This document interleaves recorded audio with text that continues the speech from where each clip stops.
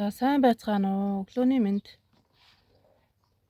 За би өнөөдөр сайн хүүхэд гэж ямар хүүхэд вэ гэж сэдвийнхээ хоёрдугаарх нь болох сэтгэл зүйн хувьд эрүүл хүүхэд гэдгийг та нартайгаа хуваалцъя гэж бодсон. Сэтгэл зүйн хувьд эрүүл хүүхэд гэдэг нь өөрийгөө ойлгож мэдэрч чаддаг. Хүүхэд би гунигтай байна, уурлаж байна гэдгээ зөв илэрхийлж чаддаг. Бас өөрийн мэдрэмжээ үгээр илэрхийлж нуухгүй байх, өөрийгөө буруутгахгүйгээр мэдрэмжээ хүлээн зөвшөөрч чаддаг байх гэж байна. За тэгээд жишээ нь хүүхэд хожигдсон үедээ би уурлаж байна. Гэхдээ гэж хэлээд өөрийгөө зэмлэхгүйгээр уур мэдрэмжээ тайвнаар гаргаж чадвал тэр сэтгэл зүйн хувьд эрүүл хүүхэд гэж байна. Хоёрт нь болохоор сэтгэл хөдлөлтөө удирдах чаддаг гэж байна. Тэрэнд нь болохоор ууралсан ч хүн рүү хашаачихгүй, зодоон цохион хийхгүй, гомдсон ч дотроо нь тэсэлгүй, уучлалгүйд сурах. Зүгээрээ би тайвширч байгаад гэж ярих зэргээр өөрийгөө зохицуулж сурах бас нэгэн чадвар нь. За энэ үний жишээ гэвэл хүүхэд ууралсан үедээ амьсгаа авч өөрийгөө төр чимээгүй болгоод зуршилтай байх нь удирдлагатай сэтгэл хөдлөлийн жишээ юм гэж байна. За гурав дахь нь болохоор өөртөө итгэлтэй өөрийгөө хүлээн зөвшөөрдөг. За энэ дотор нь болохоор би алдаа гаргасан ч гэсэн муу хүн биш гэж боддог. Энэ маш чухал юм шиг байна. Хүмүүсийн хэлсэн үг бүрээр өөрийгөө үнэлдэггүй байх. Өөрийн үн цэнийг дотроосоо мэдэрдэг байх. Энэ бол миний хувьд их үнэхээр үн цэнтэй санагдсан. Хүүхдүүд нэг нэгийг дагаж дуурайгаал янз янзын юм өмсөөл тэр тийм ичим авсан, энэ ийм ичим авсан ингээл хүүхдүүдийг дуурайх гэдэг. Тэр тэгсэн энэ ингэсэн би тийм байх ёстой гэдэг ч юм уу одоо яг ийм хандлага харагдаад байдаг байхгүй юу. Энэ дээр бол энэ айгүй их өөрийгөө би ер нь яг ямар уу гэдгээ өөрийгөө таньж мэдэх нь хүүхдэд хамгийн чухал юм шиг байгаа. Жишээ нь найз нь чи муу тоглолоо гэхэд зүгээрээ дараа нь сайжирна гэд хүлээн авдаг бол энэ өөрийгөө хүлээн зөвшөөрдөг сэтгэл зүйн хувьд ухаалаг хүүхэд юм. Энэ бүгдийг эзэмшиж ингээд суулгаж хэрвээ та хүүхэдтэй суулгаж чадах юм бол энэ нь сэтгэл зүйн хувьд эрүүл хүүхэд болж төлөвшхийн нэг хэлбэр юм байна. Тэгээд сэтгэл зүйн хувьд эрүүл хүүхэд бол ингээд дотроо юм 3 бүлэгтэй ингээд 3 бүлгийн сая би хэлчлээ ингээд юу яаж байгаа.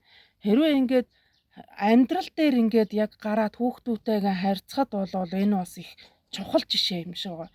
Өөрийгөө хүүхдээ яаж хүнд уурайхгүй яг би өөрөө ямар хүн бэ гэж өөрийгөө олоход бол энэ бол айгүй чухал.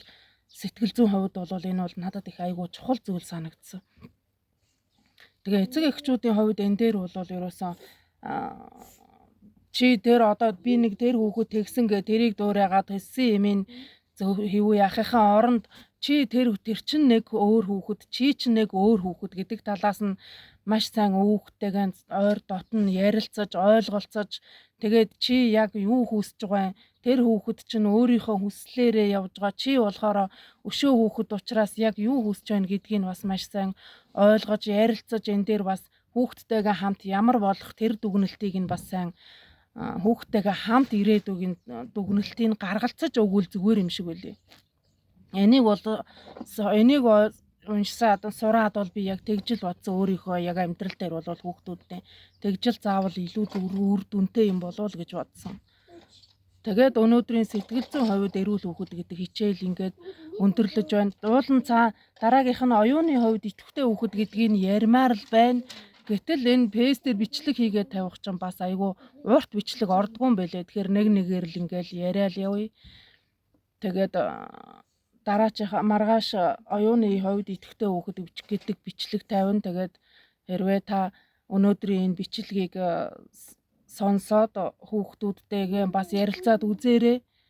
Тэгээд хүүхдүүдтэй ямар ирээдүйн зан төлөвтэй ямар ангийнхаа хүүхдүүдийг ч юм уу найзуудаагаа ч юм уу дагаж дуурайгаад бас өөр болоод байна уу, өөрийгөө алдаад байна уу гэдэг талаас нь бас анхаарад хараад үзээрэй гэж хамгийн эцэст нь хэлье. Тэгээд хэрвээ та сонирхож байвал намайг дагаарай. Би ингээд байнга хүүхдийн юм уу хүүхдийн хүмүүжил хүүхдээ сайн хүн болгох гээд эцэг их ямар байхын талаар би ингээд илүү нарийн сураад ингээд энийг та нартай хуваалцаад явна. Хэрвээ тийм болохоор та хүүхдүүдээ нэг ч гэсэн дэм болъё гэж бодож байгаа бол миний энэ бичлэгийг бас даагаарай.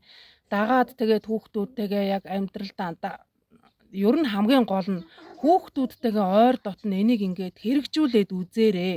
Хамгийн гол нь л энэ шүү дээ. Тэрнээс нэг хүн даахгүй ч яах вэ? Ингээд сонсоод бас энийг нэг амьдралдаа хэрэгжүүлээд бас үр дүн гарч байна уу гэдэг нь л ер нь хамгийн чухал шүү дээ. Тэр дундаа одоо бид нар ч өглөө яваад орой ирэх юм биш тамаагүй байна. Малчин эмэгтэйчүүд бол энийг бол хийх боломжтой байхгүй. Одоо бол тэр дундаа зуны улиралд бол хүүхдүүд бол яг гэртээ юм байна. Тэгэхээр хүүхдүүдтэй яг нарийн яг хажууд нь зуны 3 сарда ямар байх вэ гэдгийг бол бас энэ жоохон ч гэсэн бас хийчих юутэй боломжтой байхгүй юу? Тэгэхээр та хүүхдүүдтэй хамт байх хугацаанд хэрвээ хүүхдээ харж чаддгүй бол хүүхдтэйгээ хамт байх хугацаанд энийг дагаад нэг ч гэсэн бас талаас нь сэтгэл зүйн хувьд ч юм уу нэгвэл оюуны хувьд ч юм уу нэг ч гэсэн талаас нь ингээд зөв хүмүүжүүлэе гэж бодож байгаа бол миний энэ бичлэгнээс нэгийн ч гэсэн үзээд хүүхдүүд дээрээ хэрэгжүүлээд яваарэ. За тэгээд өнөөдрийн бичлэг ингээд дууслаа. Дараагийн бичлэг хүртэл түр баяртай.